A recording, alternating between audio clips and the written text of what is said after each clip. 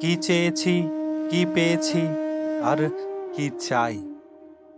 জীবনের অধিকাংশ সময় যেন এই তিনটি প্রশ্নের উত্তর খুঁজতেই কেটে যায়। কখনো প্রাপ্তির আনন্দে হাসি, কখনো না পাওয়ার বেদনায় দীর্ঘশ্বাস ফেলি, আর কখনো যা আছে তা উপেক্ষা করে হাত বাড়াই আরো দূরের কোনো আলোর দিকে। মানুষের মন বড় অদ্ভুত। সে যা পায় কিছুদিন পর সেটাই তার কাছে সাধারণ হয়ে যায়। তারপর আবার নতুন কোনো স্বপ্ন, নতুন কোনো আকাঙ্ক্ষা, নতুন কোনো প্রত্যাশা তাকে ব্যস্ত করে তোলে।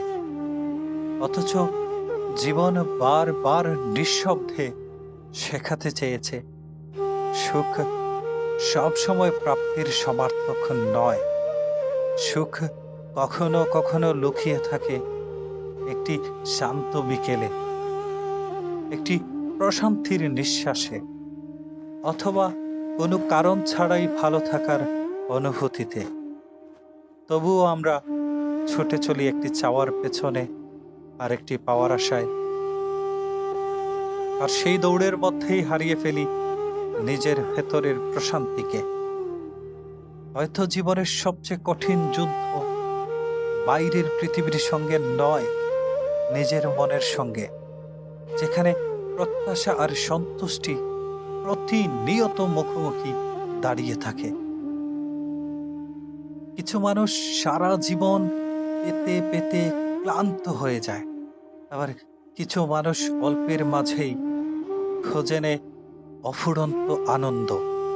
পার্থক্যটা প্রাপ্তিতে নয়, পার্থক্যটা দৃষ্টিভঙ্গিতে। একটা সময় পর মনে হচ্ছে জীবনের সব হিসাব মেলানো জরুরি নয়, সব প্রশ্নের উত্তর পাওয়াও প্রয়োজন নয়। কিছু না পাওয়া থাকুক, কিছু অপূর্ণতা থাকুক, কিছু স্বপ্ন অসমাপ্ত থাকুক, কারণ জীবনের সৌন্দর্য অনেক সময় পূর্ণতায় নয়, বরং অপূর্ণতার মধ্যেই লুকিয়ে থাকে। আর যখন মানুষ এই সত্যটি উপলব্ধি করতে শেখে, তখন তার হৃদয়ে জন্ম নেয় এক অন্যরকম প্রশান্তি, যে প্রশান্তির কাছে পৃথিবীর বহু প্রাপ্তিও তুচ্ছ মনে হয়।